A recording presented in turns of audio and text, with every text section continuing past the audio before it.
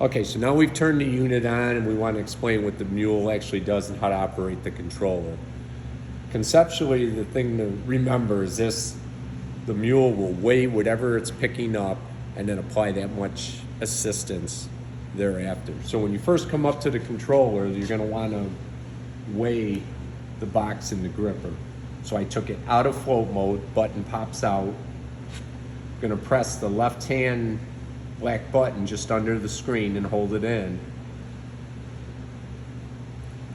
And it's going to flash and it says weighing it, remove your hands. What it's doing at this point is weighing the gripper that you put on in the controller. When we take it out, we're going to go in there and put it in float mode. So I depress that button.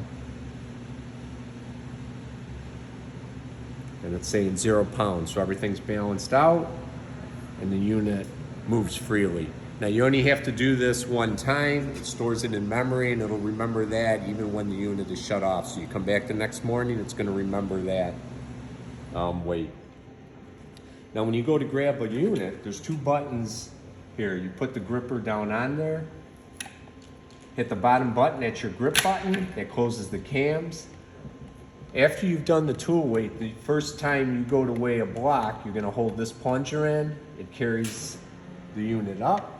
As soon as you remove your finger, it weighs it.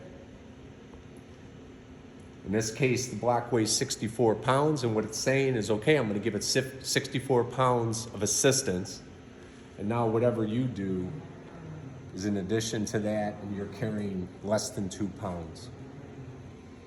When you go to place the unit, you can hit this top button, and instead of giving it 64 pounds, it's going to give it 54 pounds. So you end up carrying about 10 pounds. And what we find is that helps you control the unit as you're setting it down over rebar into some mud. And when you get close, you hit the release button, and it goes into a routine where it just glides right down softly into the mortar bed.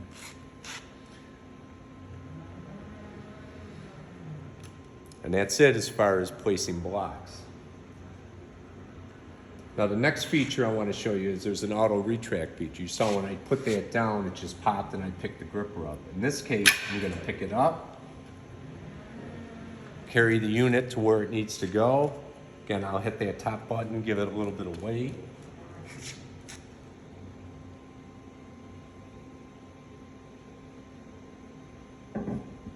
Release it. And again, it's floating, it stays there. Now if I decide I wanted to auto retract it, I can take it up to a height, push the retract height, and now I'm going to engage the auto retract button to the left, depresses, and we're going into auto retract mode.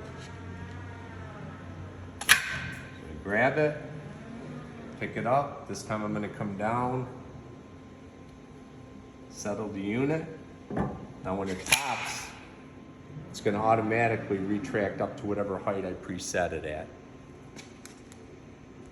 I'll go through that one more time. I can take it to a height, push the button, it's going to come back to this height now. Grab the unit, take it to wherever I'm going to move it toward. Hit that set button so I get a little bit of weight. When I get close, I'm going to hit that release, drop it down, and it'll go to wherever I preset that height. If I want to come out of auto retract, simply take the button, pop it, it comes out.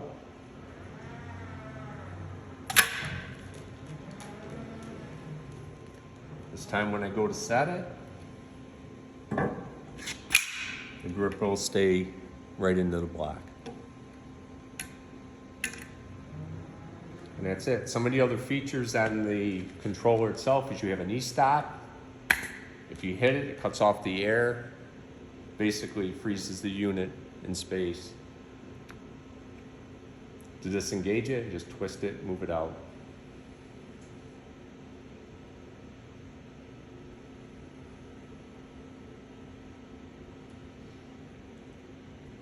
Okay, the last thing we'll talk about is at the end of the day, people will ask, what do I do to shut down? There's no additional switches. I simply come over here, unplug it. You can hear the air compressor is draining. That's the hissing sound that you hear. And if you look at this rotation lock, once the air is drained, it's going to drop down in, and that locks the arm into position so it doesn't just swing on its own.